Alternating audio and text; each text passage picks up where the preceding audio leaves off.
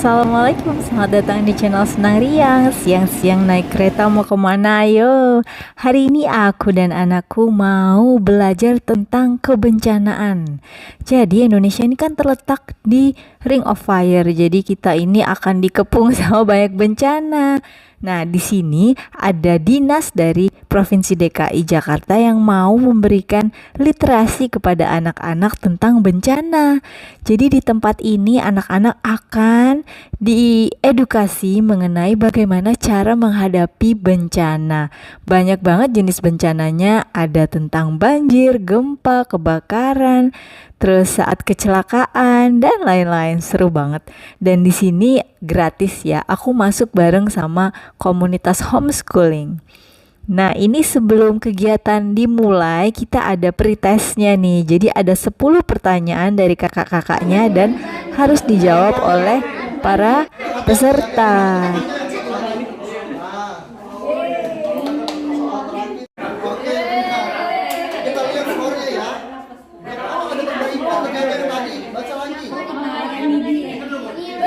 Dan kebetulan pertanyaannya ini semuanya bisa dijawab dengan benar oleh anak-anak. Hebat ya. 100. Sekarang Mbak Vera, Kita dibagi jadi 2 kelompok kecil dan ini yang pertama nih, ruang simulasi banjir. Seru banget karena di sini kita diedukasi tentang apa aja jenis-jenis banjir dan bagaimana menanggulanginya ketika banjir datang. Nah, jadi banjir tuh ternyata ada 3 jenis ya. Yang pertama tuh banjir genangan. Ini biasanya di perkotaan ya. Terus ada juga banjir bandang. Nah, ini mengerikan ya. Jadi dia itu biasanya air yang dibawa dari hulu sungai terus bisa sampai ke area-area tertentu, dan ini biasanya airnya kotor sekali dan bisa sampai menghanyutkan rumah-rumah di sekitar sungai. Terus yang terakhir ada banjir rob. Jadi banjir rob ini bisa terjadi ketika air laut sedang pasang. Jadi biasanya yang terkena adalah permukaan ataupun area-area yang lokasinya dekat dengan air laut. Contohnya kayak di Jakarta Utara nih, kemarin sempat banjir. Nah, terus juga anak-anak dikasih tahu bagaimana sih kita harus bersikap ketika banjir. Nah, ini dia. Anak-anak akan dijelaskan bahwa di sini petugas-petugasnya sudah siap siaga membantu ketika banjir datang. Yang pertama mereka akan membawa pelampung, terus juga helm. Pelampung ini biar menjaga agar warga tidak tenggelam.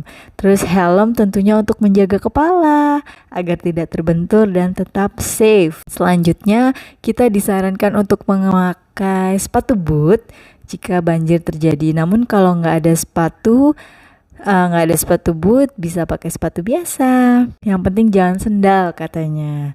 Nah, terus anak-anak diajak untuk naik perahu karet ini. Seru banget ya. Perahu karet ini biasanya digunakan ketika banjir sudah sangat tinggi. Dan anak-anak boleh nih naik ke atas sini. Ceritanya mereka semua menjadi tim penyelamat warga Jakarta yang terkena banjir.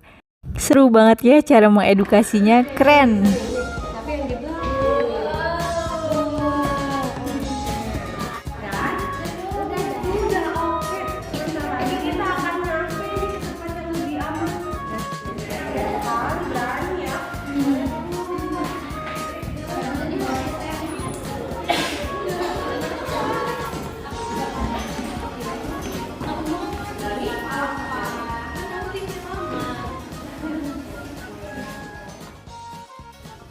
Nah, selesai dari ruangan ini kita akan beralih ke bencana yang lainnya. Cuman sebelumnya anak aku nyobain nih. Di sini banyak banget buku-buku dan juga ada permainan yang bisa dimainin sambil nunggu. Anakku main puzzle. Jadi puzzle-nya juga lagi-lagi tentang bencana. Yang dia pilih adalah bencana banjir. Kalian juga bisa lihat buku-buku ya. Di sini banyak banget aktivitas yang bisa kalian cobain. Anak-anak bisa mewarnain juga nih karena disediain krayon dan juga media buat menggambar. Ini buku-bukunya bagus ya, kayak ada bentuk komiknya segala nih. Jadi happy banget deh di sini. Keren banget fasilitas dan pelayanannya. Sekarang kita ke ruang berikutnya, simulasi P3K. pertolongan pertama pada kecelakaan. Nah, kita di sini diajarin cara memberikan nafas buatan ketika orang sedang pingsan. Jadi benar-benar ada patung yang literally kayak badan manusia. Jadi agak keras kalau kita mau nyoba. Tekan-tekan dadanya itu keras banget. Jadi anak-anak hanya melihat, tidak disarankan untuk melakukan ini ketika ada korban ataupun seseorang yang pingsan di depan anak-anak. Anak-anak disarankan untuk menelpon bantuan ataupun pergi keluar mencari orang dewasa. Jadi ini edukasi buat orang tuanya nih. Tulang rusuk ya, kita taruh 2 jari di atas tulang rusuknya, tepatnya di ulu hati, bukan pas tulangnya ya. Taruh posisi tangan terkuat, boleh kanan atau kiri bebas, tapi pakai tapal, bukan telapak tangan. Taruh di sini, tangan selanjutnya di sela jarinya seperti ini, badannya dinaikkan sejajar dengan korbannya. Nah, pada saat melompat tangan ini harus posisinya dikunci, jangan dibuka selebar bahu. Takutnya nanti ini akan mengurangi tenaga kita aja, jadi nggak ada tenaganya. Boleh dikunci, nah nanti bebannya ini ada di badan, bukan di tangan. Jadi jatuhin badannya seperti ini. Oke. Ada yang tahu berapa kali kita melakukannya? Tebak. Di ruang ini, anak-anak juga dikasih kesempatan untuk merasakan menjadi seorang pahlawan nih pada seseorang yang sedang mengalami kecelakaan. Jadi di sini ada alat bantu kayak virtual reality gitu yang dipakaikan. Terus anak-anak benar-benar melihat ada korban di depannya dan dia dibantu untuk memberikan betadin, terus membersihkan lukanya dan juga menutup lukanya. Wah, seru banget sih menurut aku belajar di sini. Jadi bisa memberikan mereka keberanian ketika menghadapi luka dan juga mungkin bisa jadi stimulasi agar mereka mau menjadi dokter.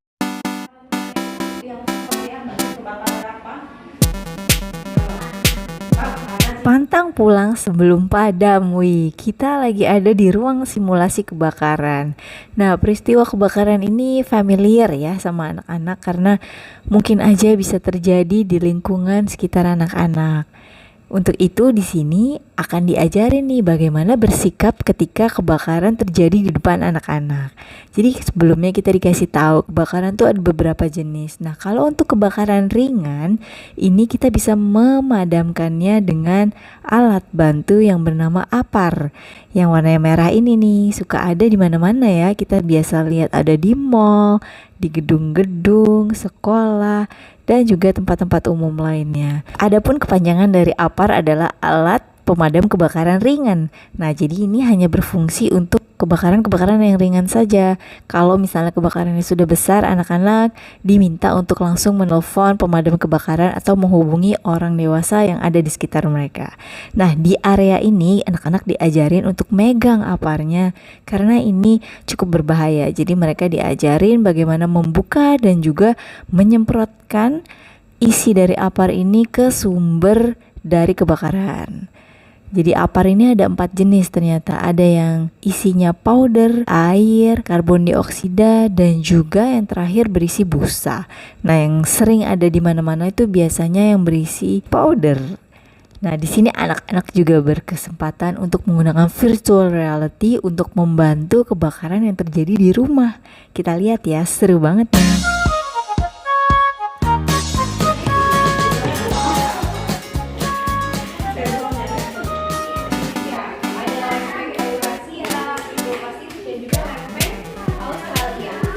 Sekarang anak-anak akan belajar tentang gempa bumi.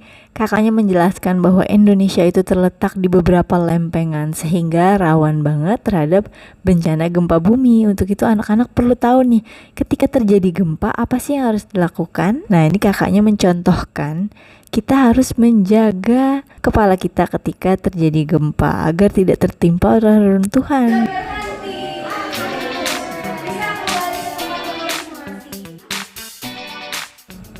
Selanjutnya anak-anak akan dikenalkan tentang tas yang sangat penting nih. Jadi di tiap rumah diusahakan ada tas ini nih. Jadi ketika bencana datang sudah tahu apa yang harus dibawa, yaitu tas yang berisi barang-barang penting. Jadi di sini dikasih tahu bahwa apa aja yang harus ada, yaitu dokumen-dokumen penting, terus juga ada makanan instan, pakaian, Terus beberapa obat-obat penting juga ditaruh di situ. Akhirnya belajarnya selesai, waktunya kita pulang.